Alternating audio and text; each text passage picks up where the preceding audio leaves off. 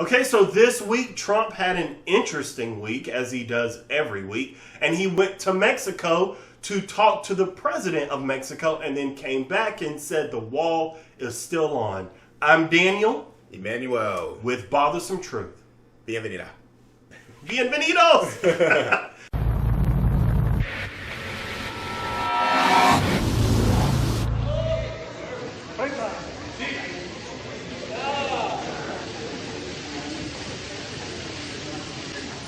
Muy buenas tardes. Escuchemos el mensaje del presidente de los Estados Unidos mexicanos, licenciado Enrique Peña Nieto.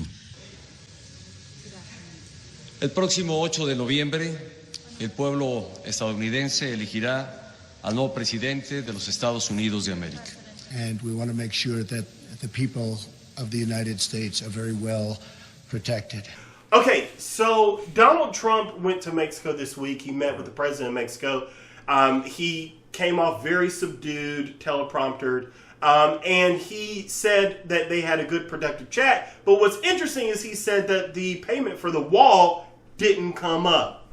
Flies then to Arizona, does a rally, and says that they are going to pay for it. Yeah. They just don't know it. Yeah. I find that interesting. Yeah. So with everything that Trump did this week, what did you think about his week? All right. So people are criticizing him for being subdued, right? They're like, oh, well, why did you come there talking all that good shit like you were, when you're over here in America, right? Why were you so subdued and well composed and using your teleprompter?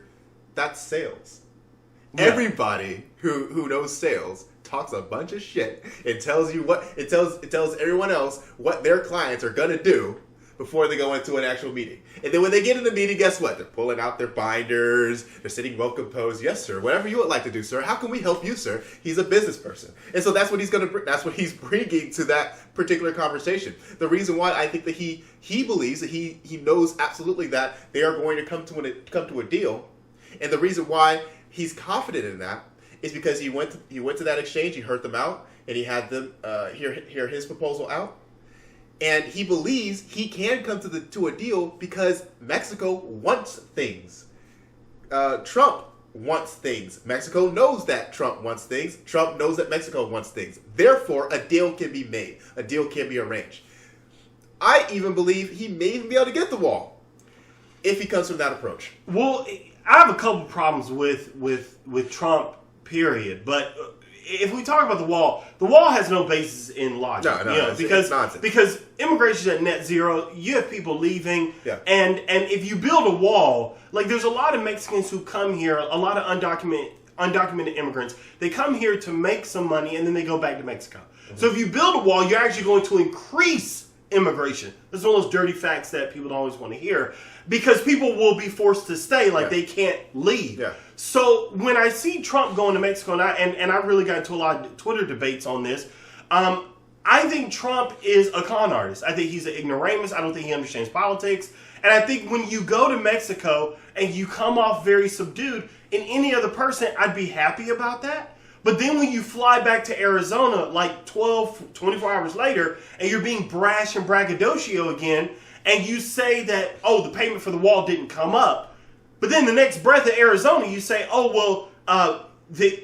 Mexico's going to pay for the wall, and they don't know it. What do you mean they don't know it? You just had a chance to talk to them. That's why I think there is merit to the discussion that you just said about him trying to make a deal. But I also think this, to me, confirms that he's a con artist. I don't trust anything he says. And I think it's I did a video about a week ago saying that Trump supporters understand things that Democrats don't, which is that the system is corrupt. We just did a video about Hillary destroying 18 devices before the FBI came. And you have supporters of hers who will overlook it and go, things happen. No, there's a corrupt system at play. Trump supporters at least recognize it. I just think they're choosing the wrong person in order to help them solve the issue. But when I look at how he handled it, I still think he's a con artist. Yeah. I do. I mean, listen, you're not going to hear anything. You're not going to hear me, how do I say, I'm not going to apologize for any of Trump's statements. Oh, no, you don't have to. You don't have to. Or anything like that, right? Because he has said some pretty absurd things. The wall is absurd. but it is a symbolic accomplishment because that was the premise of his campaign. So his goal is, maybe the wall doesn't work, but maybe they built some kind of a wall. If they built some kind of a wall, I win. But this is the same Trump that's been flip-flopping for like the past week. Because he's been trying to flip-flop on immigration, and if he could, he would. So he's a liberal now. He's now advocating to deport, I think, less people than Obama deported. Well, I mean, Obama deported 2 million people, so I don't know what lesser than means. It's horrible. I mean, but they're both horrific, and that's what I'm saying. So this notion that we're living in a black and white duopoly here, or black and white dichotomy, isn't the case anymore. What we have is shades of gray, and Trump supporters understand this intimately. And unfortunately, yes, Donald Trump was the doppelganger to Bernie Sanders for the Republican side. He was the one talking about, yes, there's government corruption. I've been on the other side of the fence. I know what they're doing. I know these guys. I paid them off. Yes, and that's what drew in those crowds. Same thing for the Bernie Sanders supporters. Bernie Sanders really greenlit the conversation about government collusion with corporations, and he was the bastion of hope for many of those supporters to actually deliver on that message. The same thing goes for the Trump supporters. Yeah, the only thing though, I don't think Donald Trump is a doppelganger for Bernie Sanders. I've heard people say that before, and I think when you say it, I think how you said it makes sense, but I think other people get it wrong. I think they misunderstand that Bernie and Trump attacked government corruption in two different ways for two different reasons. Yeah, Bernie did it because he's been doing it for the past 50 years. Trump did it because he stumbled into that strategy. There are reports that he was trying to get money from the big donors, and they turned him down. And one of Romney's advisors said, well, why don't you just say that you're against big corporations? And he said it just to get Trump out of the room. And Trump was like, that'll work. That's a good idea. Have limits. But the only reason Trump couldn't get the big money and he became and he became self-funding and I'm not taking the money is because they wouldn't give it to him. Bernie wasn't going to take it, period. Yeah. Whether they offered it to him or not. So, the reason why I think Trump takes the position he does is because he's selling and because he will say anything to get that sale. And as a former salesman, I don't like salespeople like that. Bernie is the type of salesman that I think we all want. The person who actually believes it, who's been living it. And then he says, I think you should buy it because I believe in it and here's the proof. So Donald Trump is going to keep posturing himself. And I think we do need to watch him now because we're going to see what he does each and every week. Yeah. And he keeps hiring people like Kellyanne Conway who say ridiculous things. We can see it in the past, especially once the debates come. I'm very interested to see what he does once these debates come because if he prepares, and I said this on Facebook, if he prepares and he can stay focused, he can do damage to Hillary. Oh. I really believe he can.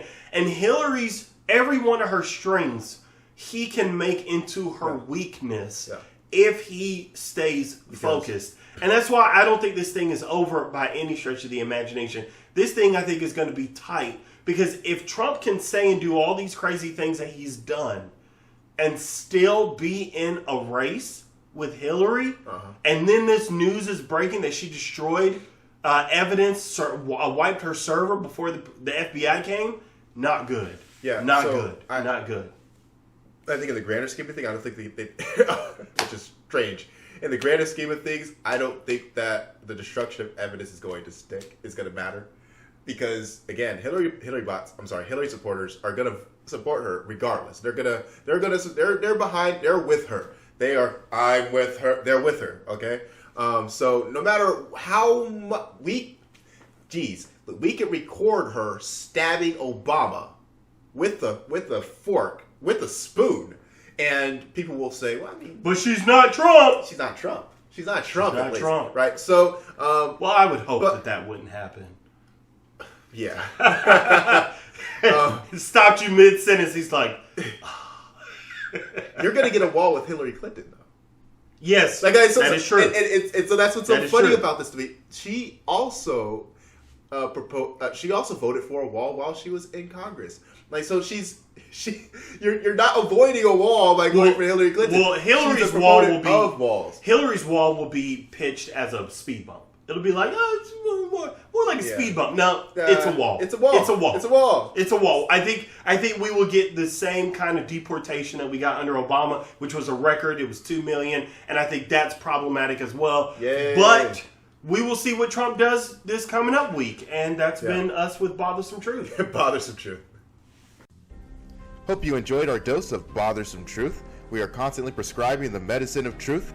If you have any suggestions or would like to have your truth explored on the show, email us at bothersometruth@gmail.com. The best way to get your next dose is to subscribe, share our truth with your friends and family, and we can save the world together.